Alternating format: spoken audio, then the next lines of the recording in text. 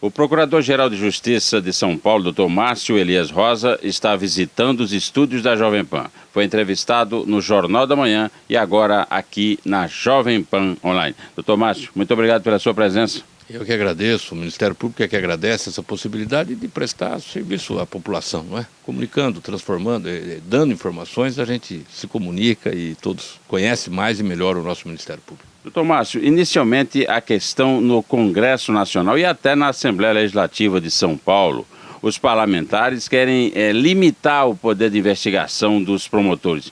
Qual a preocupação do senhor quanto a essa proposta? Primeiro que a proposta ela é inadequada, né? Inadequada até para os tempos atuais, porque o Supremo Tribunal Federal vem já reconhecendo a constitucionalidade do poder investigatório e a população sabe, me parece que é correto dizer, que é essencial que o Ministério Público também possa investigar. Então, a grande preocupação é que não aproveita muito esse tipo de discussão. E no final, nós esperamos que a proposta seja recusada, seja rejeitada. Até porque, como eu disse, no mérito, no conteúdo, ela é inconstitucional. Seria vingança, doutor Márcio, de parlamentares investigados e articulam esse tipo de projeto? Eu acho que não, Eu prefiro acreditar que existe uma grande incompreensão, não é? O Ministério Público não quer assumir o espaço de outras carreiras do Estado, como, por exemplo, as instituições policiais. O Ministério Público não quer também, de forma sistemática, proceder à investigação em todo e qualquer caso. O Ministério Público quer, como sempre foi, historicamente foi, quando necessário, quando indispensável, realizar investigações, sobretudo para a apuração de violência praticada contra as pessoas, né? Violação de direitos humanos, eventual abuso por parte de agentes do Estado, combate à corrupção, delitos econômicos. Aqui no Estado de São Paulo, nós temos um histórico de atuação cooperada com a Polícia Civil, com a Polícia Militar, eventualmente com a Polícia Federal, e essa atuação cooperada, conjunta, sempre deu bons resultados. Ou seja, não seria assim uma vingança, mas muita gente incomodada com a atuação do Ministério Público. Bom, o Ministério Público de fato incomoda, não é? Incomoda aqueles que transgridem e muitas vezes detêm alguma expressão de poder, o poder econômico, o poder político, é razoável mesmo, é compreensível que essas pessoas se coloquem contra a instituição, mas não vai adiantar nada.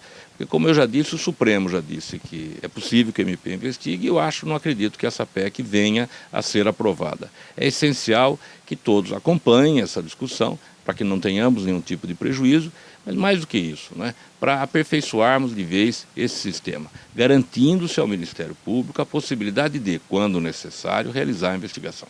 Doutor Márcio Elias Rosa, vamos falar de um assunto que está aí no noticiário aqui em São Paulo, o caso da morte do garoto boliviano de 14 anos lá na Bolívia. Ele foi morto por um sinalizador que teria sido disparado por um rapaz de 17 anos que está aí assumindo que foi ele que disparou. Eu queria que o senhor explicasse o que vai acontecer com esse rapaz de 17 anos e com os 12 corintianos que permanecem presos na Bolívia.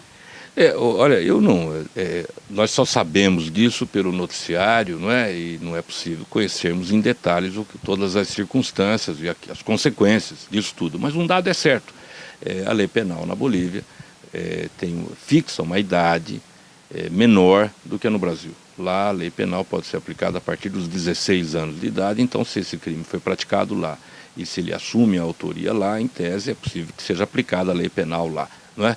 Nós precisamos aguardar agora a definição das autoridades bolivianas quanto à exclusão daqueles que estão presos e a inclusão desse que assume a responsabilidade ou não, ou a manutenção de todos, né? O que nós esperamos, o que a gente anseia, não apenas como procurador-geral, membro do Ministério Público, mas como cidadão, não é?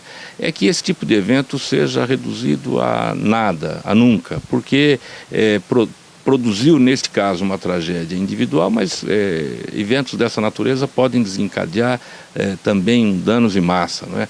Pode atingir um número maior. Há, infelizmente, registros de tragédias coletivas provocadas em eventos esportivos. Então, daí porque a resposta de todos deve ser adequada. E como a morte aconteceu na Bolívia, o que vai acontecer com esse rapaz? Ele vai responder por ato infracional aqui no Brasil ou não? Não. Como o crime foi praticado lá, não há possibilidade de responsabilização aqui, a menos que esteja associado com alguma outra saída irregular, a ausência de alguma outro cumprimento de lei. Mas na hipótese específica daquele homicídio, me parece culposo, que está se atribuindo a essas pessoas, não é possível que aqui ele seja responsabilizado também.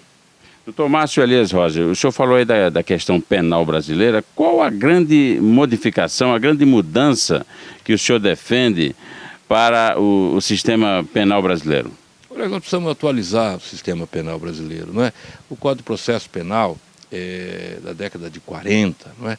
Ultrapassado, induz a um processo muito lento, facilita muitas vezes a não aplicação da lei penal. Na reforma penal, nós precisamos dar um tratamento mais adequado para os crimes praticados com arma de fogo, por exemplo, para os crimes praticados com violência ou grave ameaça à pessoa. Esse tipo de delito é o que mais fustiga o homem de bem, é o que mais conturba a vida em sociedade, é o que gera em todo mundo uma sensação enorme de insegurança, e com razão, não é? Não há nada pior do que o homicídio, do que o latrocínio, do que, no caso do latrocínio, o crime praticado contra o patrimônio também. Então, isso é que fustiga a população. E para essas hipóteses, o adequado é que a lei penal apresente uma resposta compatível com a gravidade. Nós não podemos trabalhar com a ideia da banalização da lei penal. No campo do direito, nós sabemos que as leis penais, a atuação do Estado na repressão do crime, constitui uma das pilares de manutenção da sensação coletiva de bem-estar. Doutor Márcio, para finalizar, o estudante Gil Rugai, ele foi acusado de assassinar o seu pai e a madrasta, condenado pelo júri popular a 33 anos de prisão, mas para recorrer, saiu pela porta da frente e está em liberdade. Isso não é frustrante?